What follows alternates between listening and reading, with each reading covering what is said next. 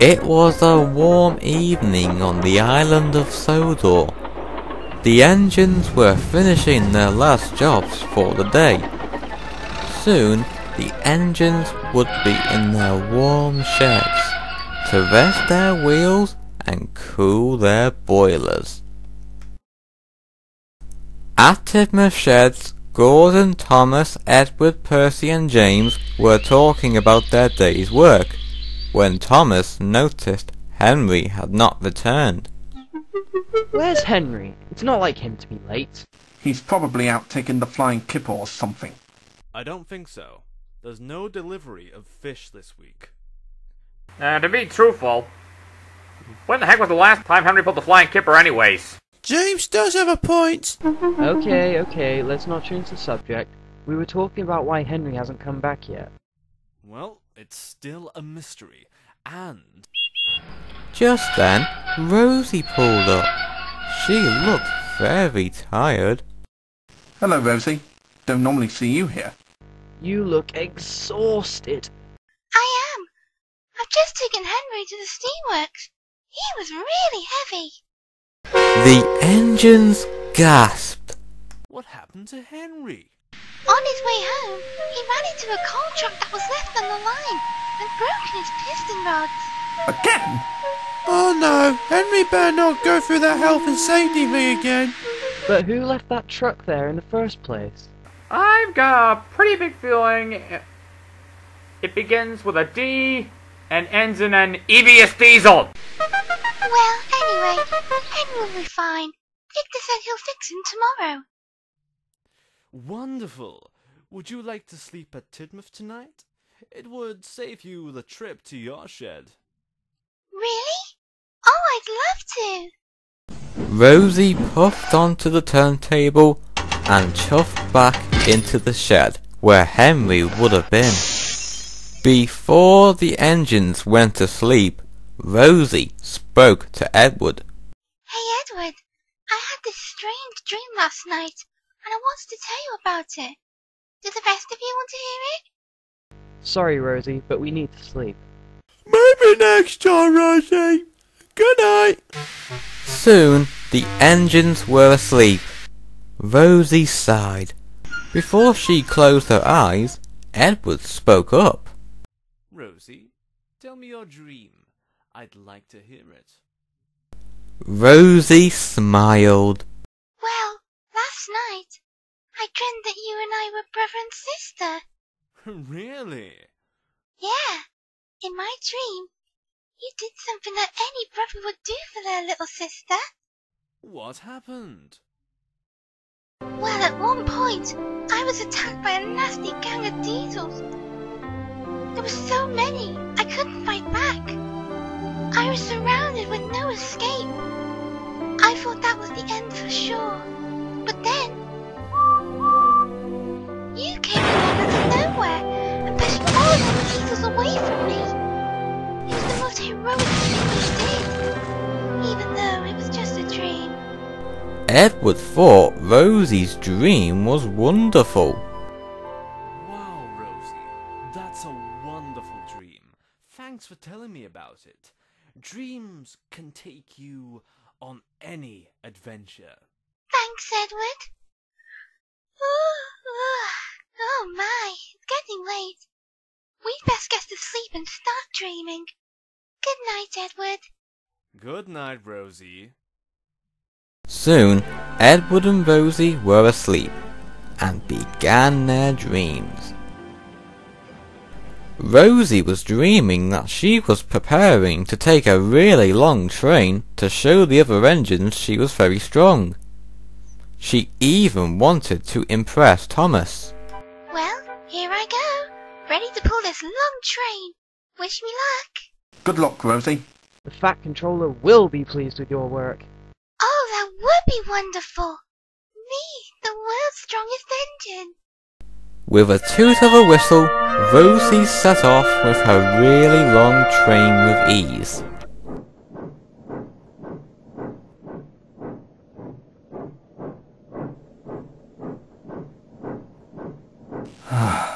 I wish I could be as strong as Rosie. Oh, someone's jealous? Shut up, Percy. Rosie puffed along the line, feeling the pride in her smoke box. Oh, I'm enjoying this so much. Once I get to Narrator station, everyone will cheer for me.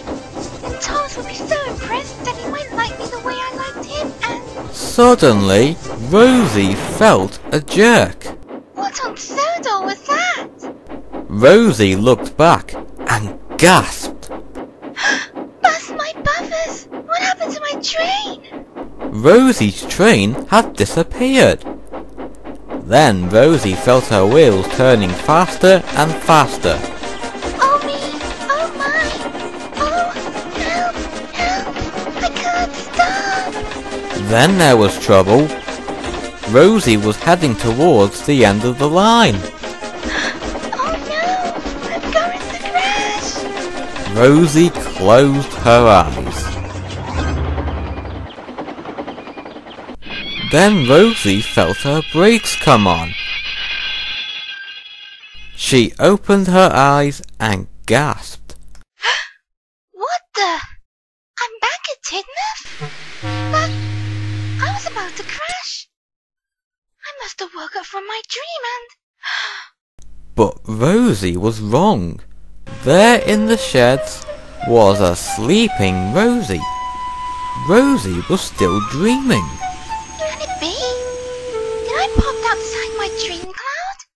Then Rosie noticed Thomas. She could see Thomas's dream cloud. Then Rosie had an idea. If I could pop out my own dream cloud, then maybe... Rosie decided to find out for herself.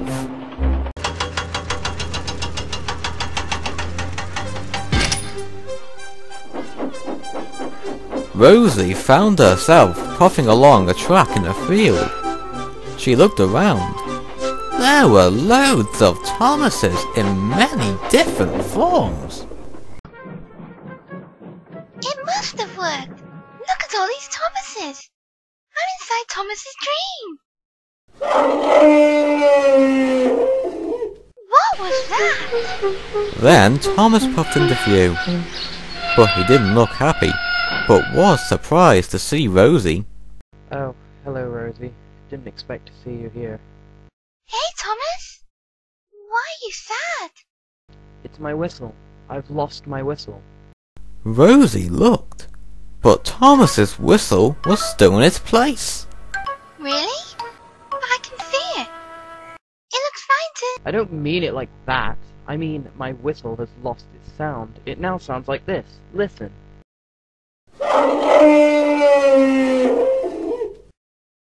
Rosie was surprised, but she knew why. I think I know why your whistle sounds like an elephant, Thomas. Really? Because you're dreaming. Dreaming? Wait a minute. Uh-oh. I think I'd better go. Quick as a wink, Rosie raced away. She thought Thomas was cross with her for entering his dream. But Thomas wasn't cross. He was more puzzled. How did Rosie get into my dream? Wait, if I'm dreaming, that means... My whistle is back! Hooray! Rosie popped out of Thomas's dream and stopped on the turntable. Phew. That was close.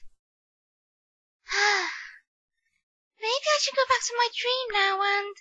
But when Rosie looked at the other engines sleeping, she just couldn't resist.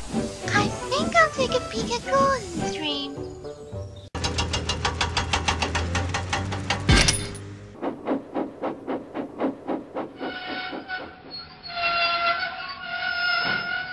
Now where is that express engine? Rosie soon found out. There was Gordon, being pulled by a diesel. Hello, Gordon. What happened? What does it look like? I've broken down. And with that, Gordon was gone. I guess Gordon is busy right now. I might as well go.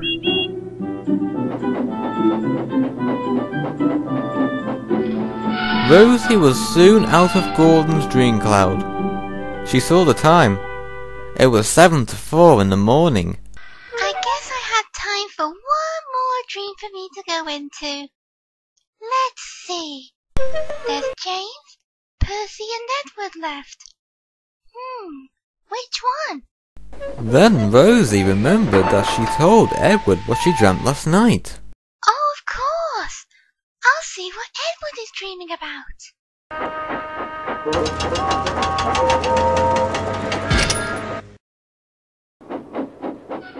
Rosie was soon in Edward's dream. It seemed a bit quiet.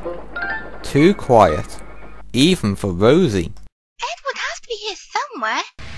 Can't be dreaming about nothing. Suddenly, a load of diesels raced right past her. Rosie couldn't believe it. They were the diesels from her dream. No way. It can't be. Those are from mine. And that means... Edward! Don't worry, Edward. I'm coming. When Rosie arrived, she saw that the diesels were ganging up on Edward. He was scared. "We have you cornered, Edward. There's no escape. Diesels, prepare to take this steamy apart in every painful way." The diesels moved in closer. Edward shut his eyes. Then... What the... You leave Edward alone, you big bullies! Rosie used all her huff and puff to biff the diesels out the way. But it didn't work. The diesels laughed. Well, well, well. Look at this. This Blue Engine's little sister failed to save her big brother. Throw her next to the blue puffball. Rosie was thrown next to Edward. Now they were both in trouble. I'm sorry, Edward. This was not meant to happen. It's okay, Rosie. You tried your best, and that's what friends are for. No, it's not okay. I shouldn't even be in your dream. I should have gone back to my own dream cloud. We both wouldn't be in this mess if it weren't for me. Edward was surprised. Before he could say anything, the diesels began to attack them. No, please don't hurt us. Ah!